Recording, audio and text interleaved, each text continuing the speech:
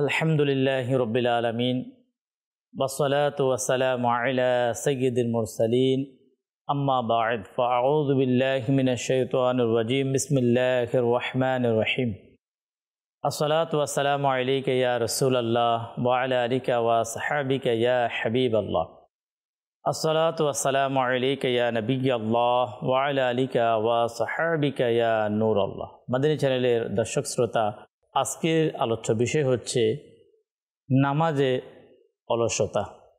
আমরা সকলে জানি মহান রব্বুল আলামিন আহকামুল হাকিমিন মুসলমানদের সফলতার জন্য, কামিয়াবির জন্য ঈমানের পরে সবচাইতে উত্তম যে আমল আল্লাহ রব্বুল আলামিন আমাদেরকে দিয়েছেন সেটা হচ্ছে নামাজ। আর এর থেকে যারা অলসতা করবে, অবহেলা করবে, তারা কখনো সফলতা অর্জন করতে পারবে না। তারা হবে মানুষের মধ্যে সবচেয়ে নিকৃষ্ট এবং ব্যর্থ। এই বিষয়ে আমরা আজকে আলোচনা শুনব। এর পূর্বে আমরা আসুন জেনে নেব দুরূদ শরীফের গুরুত্ব সম্পর্কে হাদিসে মোবারকা। নবী করিম সাল্লাল্লাহু তাআলা আলাইহি ওয়াসাল্লাম এর ফরমান হচ্ছে, ওই ব্যক্তির নাক ধুলা মলিন হোক যার নিকট আমার আলোচনা হলো আর সে আমার উপর দুরূদ পাঠ করল না। দর্শক শ্রোতা, এই হাদিসে মোবারকা থেকে আমরা স্পষ্টভাবে যে দুরূদ শরীফ পাঠ করার গুরুত্ব অনুধাবন করতে পারি। আল্লাহ রাব্বুল আলামিন আমাদেরকে দুরূদ পাঠ করার ক্ষেত্রে কৃপণতা থেকে আল্লাহ আমাদেরকে হেফাজত করুক। আর তার জন্য কত বড় লানত, কত বড় অপদস্থতা যে দুরূদ থেকে নিজেকে বিমুখ করে নেয়। আল্লাহ আমাদেরকে সফলতা অর্জন করার জন্য রাসূল করিম সাল্লাল্লাহু তাআলা আলাইহি ওয়াসাল্লামের প্রতি বেশি পরিমাণে দুরূদ শরীফ পাঠ করার তৌফিক দান করুন।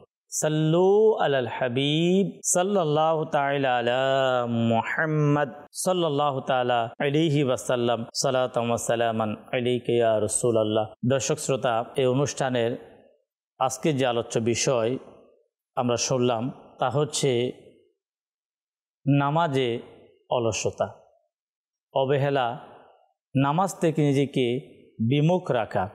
মহান রব্বুল আলামিন আহকামুল হাকিমিন পবিত্র কোরআনুল করিমের অসংখ্য আয়াতে মোবারকায় যে সফলতা এবং ব্যর্থতা, কারা সফল, কোন ব্যক্তি সফল, কি কারণে সফল, এই সম্পর্কে আল্লাহ তাবারক ওয়া তাআলা আয়াতে মোবারকা নাজিল করেছেন। কোরআনুল করিমের একটি আয়াতে মোবারকা আল্লাহ তাবারক ওয়া তাআলা সফল ব্যক্তিদের সম্পর্কে এভাবে ইরশাদ ফরমান, কদ আফলাহাল মুমিনুন, অবশ্যই মুমিনগণ সফল হয়েছে। অতঃপর আল্লাহ তাবারক ওয়া তাআলা ফরমান, যারা নিজেদের সালাতে অর্থাৎ নামাজে বিনয়ী আর যারা অনার্থক কথা কর্ম থেকে বিমুখ আর যারা যাকাতের ক্ষেত্রে সক্রিয়। আল্লাহ তাবারক ওয়া তাআলা সফল ব্যক্তিদের, যারা ঈমান এনেছে, মুমিন, তারা সফল। আর সফল ব্যক্তিদের গুণ, তারা নামাজের ক্ষেত্রে বিনয়ী অর্থাৎ একজন সঠিক নামাজি, অনার্থক কথাবার্তা থেকে আপনার বিমুখ, এরপরে যাকাত আদায় করার ক্ষেত্রে সক্রিয়। তাই দর্শক শ্রোতা, আমরা বুঝতেই পেরেছি যে নামাজ আদায় করা যেভাবে সফলতার মাধ্যম, আর যারা নামাজকে বর্জন করবে তারা কখনো সফলতা, কামিয়াবি অর্জন করতে পারবে না।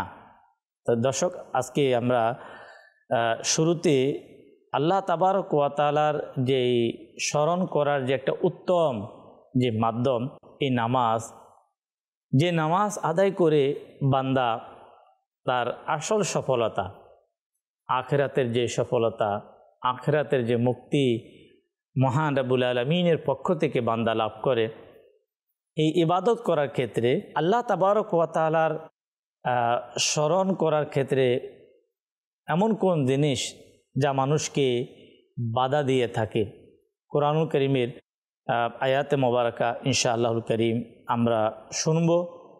এর সাথে সাথে আল্লাহ তাবারক ওয়া তাআলা আমাদেরকে ওই সকল বিষয় থেকে নিজেকে হিফাজত আল্লাহ আমাদেরকে দান করবে, যাতে আমরা কামিয়াবি অর্জন করতে পারি, আমরা সফলতা অর্জন করতে পারি, ব্যর্থতা থেকে আমরা বেরিয়ে আসতে পারি। পবিত্র কোরআনুল করিমের 28তম পারা সূরাতুল মুনাফিকুন এর 9 নম্বর আয়াতের মধ্যে আল্লাহ তাবারক ওয়া তাআলা ইরশাদ ফরমান, বিসমিল্লাহির রহমানির রহিম, ইয়া আইয়ুহাল্লাযীনা আমানু লা তুলহিকুম আমওয়ালুকুম ওয়ালা আওলাদুকুম আন যিকরিল্লাহ ওয়া মান ইয়াফআল যালিকা ফাউলাইকা হুমুল খাসিরুন। আলা হযরত ইমাম আহলে সুন্নাত মুজাদ্দিদ দ্বীন মিল্লাত ইমাম আহমদ রেজা খান রহমাতুল্লাহ তাআলা আলাইহি কোরআনুল করিমের বিশ্ববিখ্যাত বিশুদ্ধ তরজমা কানজুল ইমানে এভাবে অনুবাদ করেন, হে ইমানদারগণ, তোমাদের ধন সম্পদ না তোমাদের সন্তান সন্ততি কোনো কিছুই যেন তোমাদেরকে আল্লাহর স্মরণ থেকে উদাসীন না করে, এবং যে কেউ তেমন করে তবে ওই সমস্ত লোক ক্ষতির মধ্যে। হযরত সাইয়্যিদুনা ইমাম মুহাম্মদ ইবনে আহমদ জাহাবি রহমতুল্লাহ তাআলা আলাইহি এই আয়াতে মোবারকা সম্পর্কে বর্ণনা করেন। মুফাসসিরিন ইকরাম রহিমাহুল্লাহ তাআলা বলেন, এই আয়াতে মোবারকার মধ্যে আল্লাহ তাবারক ওয়া তাআলার যে জিকিরের যে আলোচনা, এই জিকির বলতে 5 ওয়াক্ত নামাজকে বোঝানো হয়েছে। সুতরাং যে ব্যক্তি তার ধন সম্পদ, তার ব্যবসা বাণিজ্য, জীবন ও জীবনযাত্রা এবং সন্তান সন্ততির নিয়ে ব্যস্ত থাকে, সময় মতো নামাজ আদায় করে না, তারা হচ্ছে ক্ষতিগ্রস্তদের অন্তর্ভুক্ত। নামাজ এই সম্পর্কে আসুন আমরা নবী করিম সাল্লাল্লাহু তাআলা আলাইহি ওয়াসাল্লামের একটি হাদিসে মোবারকা কাল কিয়ামতের ময়দানের সফলতা, পৃথিবীর সফলতা এবং আখিরাতের সফলতা, এই দুইটি বিষয়কে যদি উপস্থাপন করা হয়, তাহলে একজন ইমানদার, একজন মুসলমান সে অবশ্যই বলতে বাধ্য হবে যে পৃথিবীর সফলতা ক্ষণিকের সময়ের, আখিরাতের সফলতা হচ্ছে আমার সবচাইতে সঠিক সফলতা, আসল সফলতা। ওই সফলতা কিভাবে অর্জন হবে?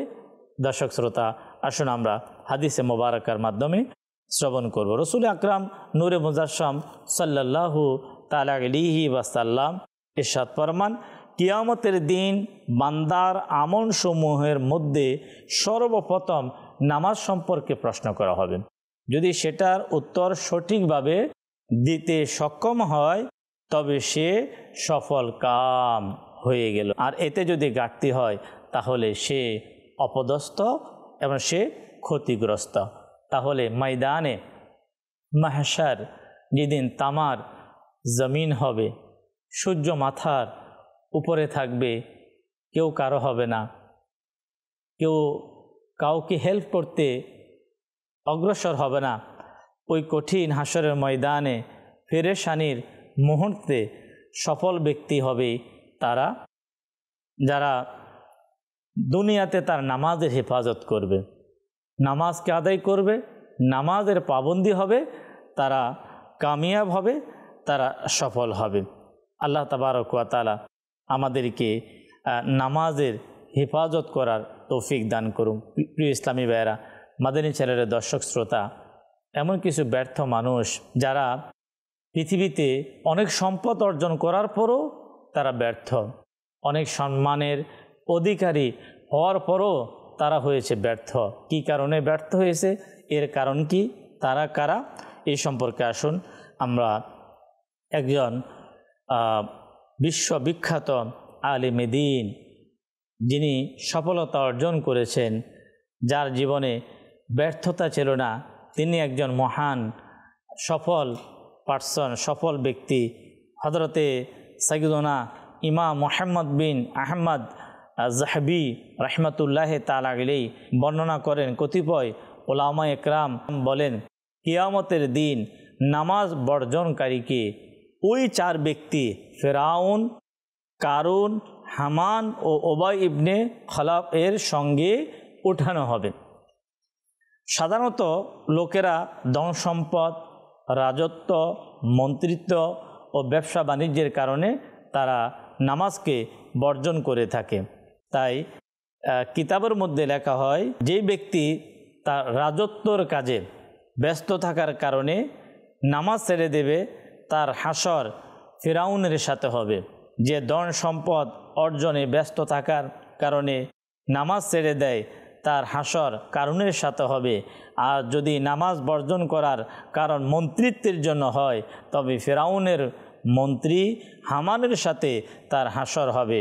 আর যদি ব্যবসা বাণিজ্যে ব্যস্ততা থাকার কারণে নামাজ বর্জন করে, তবে মক্কায়ে মুকাররমার অনেক বড় ব্যবসায়ী উবাই ইবনে খলাফের সাথে তাকে উঠানো হবে। দর্শক শ্রোতা, যদি কোনো ব্যক্তি কোনো শহরের সবচেয়ে বড় ব্যবসায়ী হয়ে যায়, তখন আমরা বলতে শুনি সে ব্যক্তি সফল নয়। মক্কায়ে মুকাররমার সবচেয়ে বড় ব্যবসায়ী সম্পর্কে আমরা শুনলাম, তার কি অবস্থা হবে।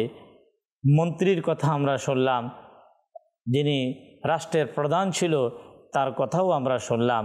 কিন্তু মাদানী চ্যানেলের দর্শক শ্রোতা, আজকে সম্পদ অর্জন করার জন্য, টাকা উপার্জন করে আমরা যারা সফলতা অর্জন করতে চাই, এই সফলতা প্রকৃত সফলতা নয়। হ্যাঁ, তখন আমি আপনি সফল হতে পারবো যদি এর সাথে আমার নামাজকে যদি আমি সঠিকভাবে, সঠিক পদ্ধতিতে যদি আমি আদায় করতে পারি, তাহলে আমি আপনি সফল হতে পারবো। পৃথিবীতে যারা সফলতা অর্জন করে, আল্লাহকে রাজি করে, আল্লাহ রসুল সাল্লাল্লাহু তাআলা আলাইহি ওয়াসাল্লামের আদর্শকে নিজের জীবনে বাস্তবায়ন করে যারা সফলতা অর্জন করেছে, যাদেরকে প্রিয় নবী সাল্লাল্লাহু তাআলা আলাইহি ওয়াসাল্লাম সফলতার সুসংবাদ দুনিয়াতে থেকেই জান্নাতের সুসংবাদ যাদেরকে দিয়েছে, মাদানী চ্যানেলের দর্শক শ্রোতা, এরা যদি সফল না হয় তাহলে সফল কে হবে? যারা পৃথিবীর জমিন থেকে জীবদ্দশা জান্নাতের সুসংবাদ যারা পেয়েছেন, তারা যদি সফল না হয় তাহলে হবে কে? ওই সকল সফল ব্যক্তিদের মাঝে একজন হচ্ছেন ইসলামের দ্বিতীয়তম খলিফা আমিরুল মুমিনিন হযরতে সাইয়্যিদুনা ওমর ফারুক আজম রাদিয়াল্লাহু তাআলা আনহু।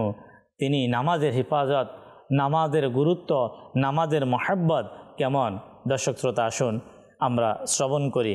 ফারুক আজম রাদিয়াল্লাহু তাআলা আনহুকে শহীদ করার জন্য যখন হামলা করা হলো, তখন তিনি আরজ করা হলো, হে আমিরুল মুমিনিন, নামাজের সময় হয়েছে। বললেন, জি হ্যাঁ, শুনে নিন, যে ব্যক্তি নামাজকে নষ্ট করে তার জন্য ইসলামের কোনো অংশ নেই। হযরতে সাইয়্যিদুনা ওমর ফারুক আজম রাদিয়াল্লাহু তাআলা আনহু প্রচণ্ডভাবে আহত হওয়ার সত্ত্বেও নামাজ তিনি আদায় করেন। যার জন্য ইসলামের কোনো অংশ নেই, সে কিভাবে বলে আমি সফল? একজন বেনামাজি যে ব্যক্তি না ফজরের নামাজ পড়ে, না ইশারার নামাজ পড়েন, যে ব্যক্তি আল্লাহ পাকের হুকুমকে অমান্য করেন, আবার তার সম্পর্কে যদি বলা হয় এই লোক সাকসেস, এই ব্যক্তি সফল, তাহলে ইসলামী দৃষ্টিকোণ থেকে আমাদের কথা হয়ে যাবে মিথ্যা। কেন? ফারুক আজম রাদিয়াল্লাহু তাআলা আনহু তিনি ফরমান, যে ব্যক্তি নিজের নামাজকে নষ্ট করে তার জন্য ইসলামের কোনো অংশ নেই। যে ব্যক্তি ইসলামের কোনো অংশই পেল না, তাহলে সে কখনো সফল নয়। সে পৃথিবীর জমিনের মধ্যে, মুসলমানদের মধ্যে সবচাইতে ব্যর্থ ব্যক্তি সেই হবে যে ইসলামের অংশ থেকে যে ব্যক্তি বের হয়ে যাবে। তাই প্রিয় ইসলামী ভাইয়েরা, মাদানী চ্যানেলের দর্শক শ্রোতা, আমাদেরকে যদি প্রকৃত সফলতা যদি আমরা অর্জন করতে চাই, তাহলে আমাদেরকে ঈমানের পরে যে জিনিসের প্রতি সবচেয়ে বেশি আমাদেরকে গুরুত্ব আমাদেরকে দেওয়া উচিত, সেটা হচ্ছে নামাজ। আমার ব্যবসা, আমার চাকরি, আমার পরিবার, আমার সন্তান, আমার যাবতীয় কাজ, যেগুলোর মাধ্যমে আমি সফলতার তালাশে, সফলতার সন্ধানে, তা আসলে নয়। সফলতা আল্লাহ তাবারক ওয়া তাআলা রেখেছেন ইবাদতের মাঝে। নামাজের মাঝে, নেক আমলের মাঝে। তাই এই নামাজের হেফাজত যদি আমরা সঠিকভাবে করতে পারি, আমরা দুনিয়াতে সফল, আমরা আখিরাতে সফল। একজন ব্যক্তির ঈমানের সাথে দুনিয়ায় থেকে যাওয়া সফলতা, ঈমান নিয়ে দুনিয়ায় থেকে যাওয়া, এর চাইতে বড় সফলতা আর কি হতে পারে? একজন ব্যক্তি পৃথিবীতে সে অনেক কিছুই করলো, মৃত্যুর সময় বেঈমান হয়ে মারা গেল, ইসলাম নিয়ে, আল্লাহ এবং তার রসুলের ভালোবাসা নিয়ে সে পৃথিবী থেকে যেতে পারে নাই, তাহলে তাকে কেউ সফল বলবে না, তাকে কেউ সফল বলতেই পারে না। সে পৃথিবীতে যতই সম্পদের মালিক হোক না কেন, যদি ঈমানের দৌলত, ঈমানের সম্পদ নিয়ে যদি সে পৃথিবী থেকে যেতে না পারে, তাহলে সে কেমন সফল? এই ঈমান বরবাদ তাদের হবে যারা নামাজে অলসতা করবে। যারা নিজের নামাজে অলসতা করবে, তাদের মৃত্যুর সময় তাদের ঈমান বরবাদ হওয়ার সম্ভাবনা রয়েছে। নামাজকে অলসতা করা এটা ব্যর্থতার একটা অনেক বড় একটা মাধ্যম। আসুন আমরা ওই হাদিসে মোবারকা আমরা শ্রবণ করব, যে হাদিসে পাকের মধ্যে যারা নামাজে অলসতা করবে তাদের মৃত্যুর সময় ঈমান কিভাবে নষ্ট হতে পারে আমরা মনোযোগ সহকারে শুনব, সাথে সাথে নিয়ত করব যাতে আমরা আমাদের নামাজে হেফাজত করতে পারি। প্রথম যে হাদিসে মোবারকা সহিহ বুখারীর প্রথম খণ্ড পৃষ্ঠা নাম্বার 112 নাম্বার মধ্যে হাদিসে মোবারকা হযরতে সাইয়েদনা ইমাম বুখারী রহমতুল্লাহ তাআলা আলাইহি বলেন, হযরতে সাইয়েদনা হুযায়ফা বিন ইয়ামান রাদিয়াল্লাহু তাআলা আনহু এক ব্যক্তিকে দেখতে পেলেন যে নামাজ আদায়ের সময় রুকু এবং সিজদা যথাযথভাবে আদায় করছে না। তখন তিনি তাকে বললেন, তুমি যে নামাজ আদায় করছো, এই নামাজ অবস্থা যদি মৃত্যুবরণ করো, তাহলে মুহাম্মদ সাল্লাল্লাহু আলাইহি ওয়াসাল্লামের দ্বীনের উপর তোমার মৃত্যু হবে না। একই বর্ণনা সুনানে নাসাইর মধ্যে এভাবে এসেছে, তাকে জিজ্ঞাসা করা হলো, তুমি কতদিন থেকে এভাবে নামাজ আদায় করছো? সে বলতে লাগলো 40 বছর। তখন তিনি রাদিয়াল্লাহু তাআলা বললেন, তুমি 40 বছর মোটেই নামাজ আদায় করনি, যদি এই অবস্থায় তোমার মৃত্যু হয়, তাহলে মুহাম্মদ সাল্লাল্লাহু তাআলা আলাইহি ওয়াসাল্লামের দ্বীনের উপর তোমার মৃত্যু হবে না। যদি এক মুসলমান তার যদি ঈমান যদি ইসলামের উপর যদি তার মৃত্যু না হয়, তাহলে কিসের সফলতা? এটা কোন সফলতা? এর চেয়ে ব্যর্থতা আর হতে পারে না। কামিয়াবি, সফলতা, ঈমানের হেফাজত, ঈমান নিয়ে দুনিয়ায় থেকে যাওয়া, মাদানী চ্যানেলের দর্শক শ্রোতা, এটা অনেক বড় সফলতা।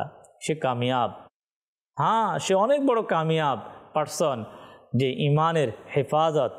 আর ঈমানের হেফাজতের অন্যতম একটি মাধ্যম হচ্ছে নামাজের হেফাজত করা, নামাজকে গুরুত্ব দেওয়া, নামাজের পাবন্দি হওয়া, নামাজের আহকাম এবং নামাজের আরকানকে সঠিকভাবে আমাদের পালন করা।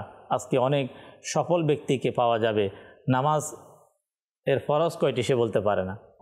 অমুক ব্যক্তি অনেক বড় সাকসেস, অনেক ব্যবসা নিয়ে অনেক বড় সাকসেস, চাকরি নিয়ে অনেক বড় সাকসেস, তাকে নামাজ ভঙ্গের কারণ কি কি প্রশ্ন করা হলে সে উত্তর দিতে পারবে না। তো এইটাই কি সফলতা? এটাই কি আমাদের জিন্দিগি? প্রকৃত জ্ঞানী ব্যক্তি বলবে যে কখনো এই ব্যক্তি সফল নয়, এই ব্যক্তি কখনো সফল নয়। এটাই হচ্ছে বড় ব্যর্থতা, যে আল্লাহ নিজের রব আল্লাহ তাবারক ওয়া তাআলাকে কীভাবে সিজদা করবে, ওই সিজদা সম্পর্কে যে জানে না, যে আল্লাহ তাবারক ওয়া তাআলাকে কীভাবে রুকু করতে হবে এটা যে জানে না, তো সে কিভাবে সফল?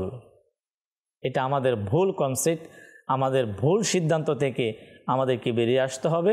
আজকে আমরা বেশি টাকার মধ্যেই সফলতায় ব্যস্ত, আমরা সম্মানের মধ্যে সফলতায় ব্যস্ত, আমাদের নাম প্রচার প্রসারণ এটাইকে আমরা সফলতার মূল আমরা নিয়েছি না। প্রিয় ইসলামী ভাইয়েরা, মাদানী চ্যানেলের দর্শক শ্রোতা, পূর্বের পর্বগুলোতে আমরা শুনলাম আল্লাহ পাকের হুকুম পালন করার মধ্যে সফলতা, জ্ঞান অর্জন করে আল্লাহকে রাজি করার মাধ্যমে সফলতা, এই বিভিন্ন বিষয়গুলো দর্শক শ্রোতা আমরা শ্রবণ করলাম। আজকের আলোচ্য যে বিষয় ব্যর্থতার, সেটা হচ্ছে নামাজে অলসতা। এই নামাজে অলসতা একজন ব্যক্তির জন্য অনেক বড় ব্যর্থতা, আর নামাজের হেফাজত একজন মানুষের জন্য, তার ইমানের জন্য, আখিরাতের জন্য অনেক বড় সফলতা। নামাজ সম্পর্কে সফলতার ব্যর্থতার অনেকগুলো বিষয় আমরা শুনলাম। প্রিয় ইসলামী ভাইয়েরা, মাদিনী চ্যানেলের দর্শক শ্রোতা, আসুন না আমরা নামাজের মাধ্যমে সফলতা যাতে আমরা অর্জন করতে পারি, আমাদের নামাজকে পরিশুদ্ধ আমাদের করা উচিত, নামাজ শেখা উচিত, নামাজের মহাব্বত আমাদের অন্তরে সৃষ্টি করা উচিত। দাওয়াত ইসলামীর প্রতিষ্ঠাতা শেখ তরিকাত আমির আহলে সুন্নাত দামাত বারাকাতুহুল আলিয়া, যিনি আশেকে নামাজ, প্রত্যেক প্রোগ্রামে, প্রত্যেক আলোচনায় এমন কোনো বয়ান নেই যে বয়ানে তিনি নামাজের কথা বলেন না। নামাজের প্রতি এত মহাব্বত, তাই তিনি আমাদেরকে নামাজ এর ফজিলাত, নামাজের মহাব্বত অন্তরে যাতে আমাদের সৃষ্টি হয়, একটি কিতাব তিনি আমাদেরকে উপহার দিয়েছেন, যার নাম হচ্ছে ফয়জানে নামাজ।